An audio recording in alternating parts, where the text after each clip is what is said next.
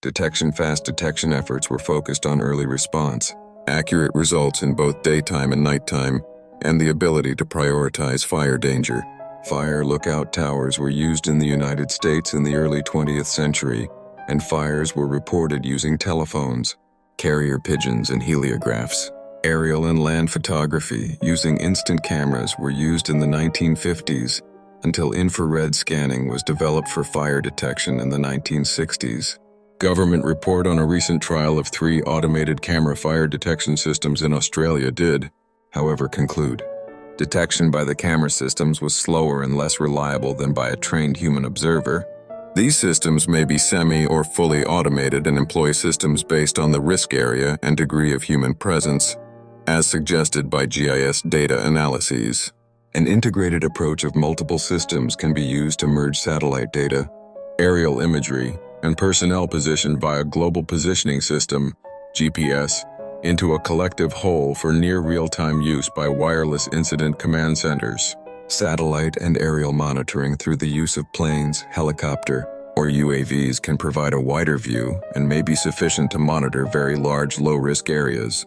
These more sophisticated systems employ GPS and aircraft-mounted infrared or high-resolution visible cameras to identify and target wildfires. Satellite-mounted sensors, such as Envisat's Advanced Along-Track Scanning Radiometer and European Remote Sensing. Satellites Along-Track Scanning Radiometer can measure infrared radiation emitted by fires, identifying hotspots greater than 39 degrees 12. The National Oceanic and Atmospheric Administration's Hazard Mapping System combines remote sensing data from satellite sources such as Geostationary Operational Environmental Satellite, GOES, Moderate Resolution Imaging Spectroradiometer, MODIS, and Advanced Very High Resolution Radiometer, AVHRR, for detection of fire and smoke plume locations. However, satellite detection is prone to offset errors, anywhere from 2 to 3 kilometers, 1 to 2 midden for MODIS and AVHRR data, and up to 12 kilometers, 7 SME for GOES data. Satellites in geostationary orbits may become disabled, and satellites in polar orbits are often limited by their short window of observation time, cloud cover, and image resolution, and may also limit the effectiveness of satellite imagery.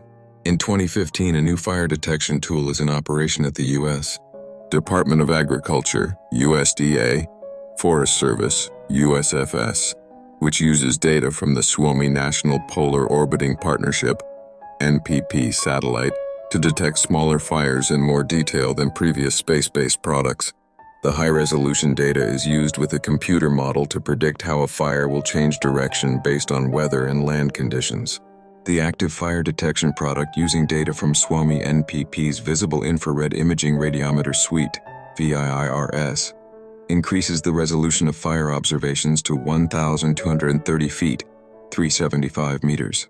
Previous NASA satellite data products available since the early 2000s observed fires at 3,280 foot, 1 kilometer resolution.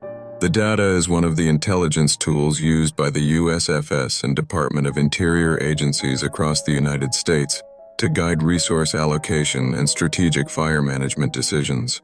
The enhanced VIIRS fire product enables detection every 12 hours or less of much smaller fires, and provides more detail and consistent tracking of fire lines during long-duration wildfires, capabilities critical for early warning systems and support of routine mapping of fire progression. Active fire locations are available to users within minutes from the satellite overpass through data processing facilities at the USFS Remote Sensing Application Center, which uses technologies developed by the NASA Goddard Space Flight Center Direct Readout Laboratory in Greenbelt, Maryland.